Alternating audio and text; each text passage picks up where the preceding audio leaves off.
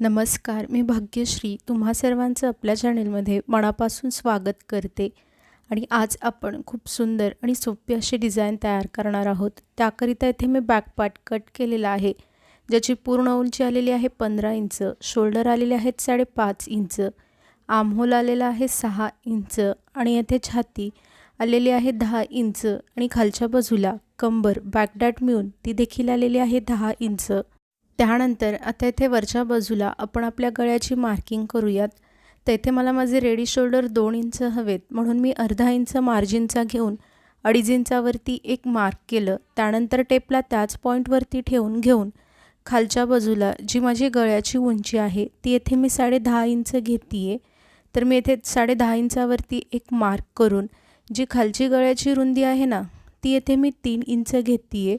तुम्ही मात्र तुमच्या अकॉर्डिंगली गळ्याची उंची आणि रुंदी घ्या आणि त्यानंतर येथे तुम्हाला व्हिडिओमध्ये दाखविल्याप्रमाणे एक बॉक्स ड्रॉ करून घ्यायचा आहे. इथे आपला जो गळ्याचा आकार असणार आहे तो चौकोनी असणार आहे, त्यामुळे आपला आकार असाच राहील.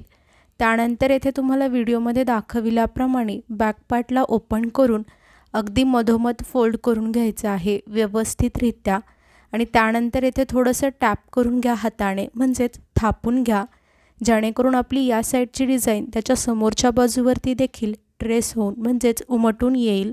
त्यानंतर येथे मी अस्तर आणि मेन फॅब्रिक घेऊन एकमेकांवरती राईट साईड म्हणजेच बरोबरीच्या बाजूवर बरोबरीची बाजू ठेवून घेतलेली आहे.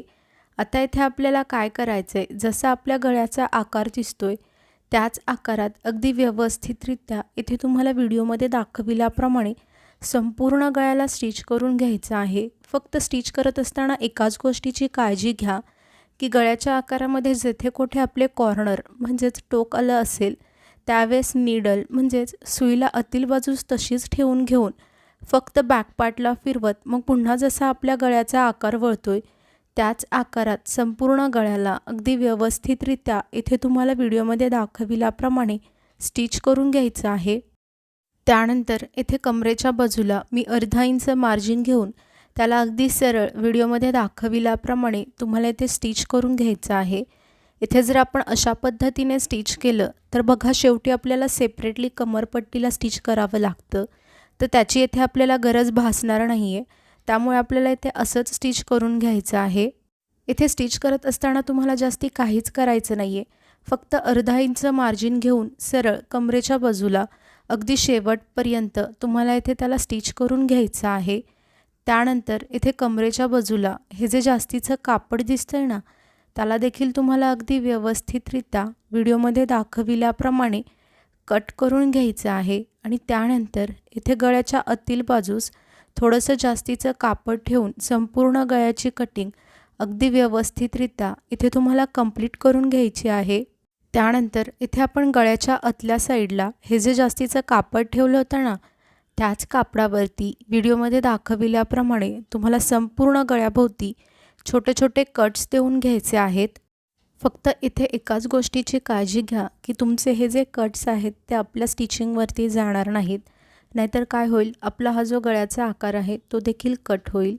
त्यानंतर इथे हा जो आपला गॅप तयार झाला आहे ना त्याच गॅपमध्ये व्हिडिओमध्ये दाखविल्याप्रमाणे हाताला पास करून या बॅक पार्टला राईट साईड म्हणजेच बरोबरीच्या बाजूवरती अगदी व्यवस्थितरित्या पलटी करून घ्यायचं आहे. त्यानंतर येथे बघा मी तुम्हाला सांगितल्याप्रमाणेच या बॅक पार्टला सरळ बाजूस पलटी करून घेतलेला आहे. त्यानंतर आता इथे आपल्याला काय करायचं आहे, संपूर्ण गळ्यावरती टॉप स्टिच म्हणजेच दाबटीप देऊन घ्यायची आहे. तर आता इथे दाबटीप म्हणजे काय, तर इथे जसा आपल्या गळ्याचा आकार दिसतोय त्याच आकारात अगदी व्यवस्थितरित्या पुन्हा त्याला इथे स्टिच करून घ्यायचं आहे. आणि येथे देखील गळ्याच्या आकाराला स्टिच करत असताना एकच गोष्ट लक्षात ठेवायची की जेथे कुठे आपले कॉर्नर म्हणजेच टोक आलं असेल अशा वेळी नीडल म्हणजेच सुईला आतल्या बाजूला तशीच ठेवून घेऊन फक्त बॅक पार्टला फिरवत मग पुन्हा जसा आपल्या गळ्याचा आकार वळतोय त्याच आकारात त्याला स्टिच करून घ्यायचं आहे. त्यानंतर इथे खालच्या बाजूला देखील मी टॉप स्टिच म्हणजेच दाबटीप देऊन घेते आहे. इथे देखील तुम्हाला जास्ती काहीच करायचं नाही आहे, अगदी सरळ शेवटपर्यंत व्हिडिओमध्ये दाखविल्याप्रमाणे तुम्हाला स्टिच करून घ्यायचं आहे. त्यानंतर आता इथे तुम्हाला अस्तर आणि मेन फॅब्रिक एकमेकांना चारही बाजूने व्हिडिओमध्ये दाखविल्याप्रमाणे स्टिच करून घ्यायचं आहे. जर तुम्हाला हवं असेल तर नॉर्मली आपण ज्या पद्धतीने फॅब्रिक ग्लूच्या मदतीने अस्तर आणि मेन फॅब्रिक एकमेकांना चारही बाजूने स्टिक करून घेतो ना, म्हणजेच चिकटवून घेतो, ती देखील पद्धत येथे तुम्ही वापरली तरी देखील चालेल। त्यानंतर हे जे जास्तीचं कापड दिसतंय ना, त्याला देखील तुम्हाला इथे कट करून घ्यायचं आहे।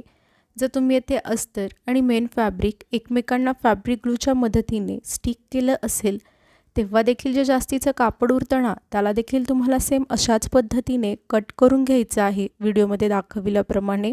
त्यानंतर हे जे आपले दोन्ही साईडचे बॅकडाट आहेत ना, त्याला देखील तुम्हाला इथे स्टिच करून घ्यायचं आहे। इथे मी तुम्हाला एकच बॅकडाट स्टिच करून दाखवते आहे। सेम तुम्हाला याच पद्धतीने जो आपला दुसऱ्या साईडचा बॅकडाट आहे ना, त्याला देखील स्टिच करून रेडी करून घ्यायचं आहे। त्यानंतर आता इथे बघा, मी ब्राऊन कलरची लेस घेतलेली आहे।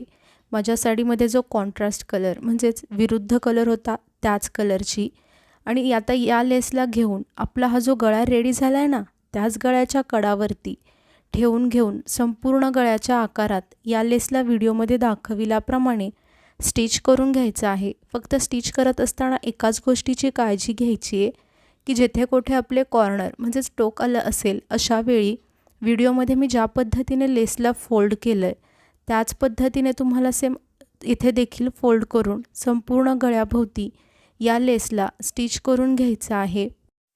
त्यानंतर इथे बघा, खालच्या बाजूला मी अर्धा इंचच्या पुढे 2 लाईन घेते आहे। ते कसे घ्यायचे बघा, जी आपली अगोदरची लेस होती ना, अगदी त्याच्याच खालच्या बाजूला टेपला ठेवून घेऊन मी अर्धा इंचच्या पुढे 2 लाईन घेतलेल्या आहेत आणि अशा पद्धतीने येथे एक सरळ लाईन ड्रॉ करून घेते आहे। जर तुम्हाला हवं असेल तर हे जे अंतर आहे ते तुम्ही कमी किंवा जास्त देखील करू शकता तुमच्या आवडीनुसार। आणि त्यानंतर येथे तुम्हाला वरच्या बाजूला देखील तेवढंच अंतर घ्यायचे, म्हणजे मी खालच्या बाजूला अर्धा इंचच्या 2 लाईन घेतल्या होत्या, सेम त्याच पद्धतीने येथे देखील मी तितकंच घेते। जर तुम्ही यापेक्षा कमी किंवा जास्त अंतर घेतलं असेल तर तुम्ही ते घेऊन इथे देखील एक सरळ उभी लाईन व्हिडिओमध्ये दाखविल्याप्रमाणे तुम्हाला अगदी व्यवस्थितरित्या ड्रॉ करून घ्यायची आहे। त्यानंतर इथे तुम्हाला व्हिडिओमध्ये दाखविल्याप्रमाणे असा थोडासा कर्व आकार म्हणजेच थोडासा गोलवा आकार ड्रॉ करून घ्यायचा आहे। कदाचित तो तुम्हाला ठळकपणे दिसून येत नसेल, जर तुमच्या तो आत्ता क्लिअरली लक्षात येत नसेल तर काळजी करू नका, जेव्हा मी शेवटी यावरती लेस स्टिच करेल तेव्हा तो आकार तुमच्या क्लिअरली एकदम लक्षात येईल। त्यानंतर येथे तुम्हाला काय करायचं आहे, या बॅक पार्टला अगदी मधोमध फोल्ड करून घ्यायचं आहे व्हिडिओमध्ये दाखविल्याप्रमाणे, आणि येथे देखील हाताने असं थोडंसं टॅप करून घ्या, म्हणजेच थापून घ्या, जेणेकरून आपण या साईडला जी डिझाईन ड्रॉ केली होती ती त्याच्या समोरच्या बाजूवरती देखील ट्रेस होऊन म्हणजेच उमटून येईल। त्यानंतर येथे मी पुन्हा सेम तीच लेस घेतलेली आहे आणि तिला आपण जी ही सरळ लाईन ड्रॉ केली होती ना, तिथेच ठेवून घेऊन येथे खालच्या बाजूला जो आपला डिझाईनचा आकार स्टार्ट झाला होता ना, तिथे आल्यानंतर कट करून घ्यायचं आहे, म्हणजे तिथपर्यंतच त्याला स्टिच करून घ्यायचं आहे अगदी व्हिडिओमध्ये दाखविल्याप्रमाणे। आणि येथे तुम्ही पाहू शकता, मी तुम्हाला सांगितल्याप्रमाणेच सेम त्याच्या समोरच्या बाजूवरती देखील सरळ लाईनवरती या लेसला ठेवून घेऊन स्टिच करून घेतलं होतं, ठीक आहे। त्यानंतर आपण जो डिझाईनचा कर्व आकार ड्रॉ केला होता ना, म्हणजेच थोडासा गोलवा आकार, तर त्याच आकाराला फॉलो करत इथे तुम्हाला व्हिडिओमध्ये दाखविल्याप्रमाणे या लेसला अगदी व्यवस्थितरित्या स्टिच करून घ्यायचं आहे। फक्त स्टिच करत असताना जिथे कुठे आपले कॉर्नर म्हणजेच टोक आलं असेल अशा वेळी लेसला फोल्ड करून मग पुन्हा त्याला स्टिच करून घ्यायचं आहे। आपल्यापैकी खूप जण व्हिडिओज पाहतात परंतु चॅनेलला सबस्क्राईब करत नाहीत, तर प्लीज असं नका करत जाऊ, चॅनेलला देखील सबस्क्राईब करत जावा। का होतं ना, मला देखील समजत जाईल की हां, मी जे व्हिडिओज बनवते ते तुम्हा सर्वांना आवडत आहेत आणि तुमच्या उपयोगात देखील येत आहेत। आणि जर अशीच सबस्क्रायबरची संख्या वाढत राहिली तर मला देखील एक नवीन उमेद मिळते आणि त्याच नव्या उमेदीत मला तुमच्यासाठी असेच नवनवीन व्हिडिओज बनवण्याची प्रेरणा देखील मिळत राहते। तर प्लीज चॅनेलला सबस्क्राईब करून सपोर्ट करा। आणि इथे तुम्ही पाहू शकता आपल्या गळ्याचा फायनल लुक बघा, किती सुंदर आणि सिंपल अशी डिझाईन तयार झालेली आहे। आणि तुम्ही आणखीन चॅनेलला सबस्क्राईब नसेल केलं तर प्लीज चॅनेलला सबस्क्राईब करून सपोर्ट करा। व्हिडिओ अगदी शेवटपर्यंत पाहिलात यासाठी तुम्हा सर्वांचे मनापासून खूप धन्यवाद।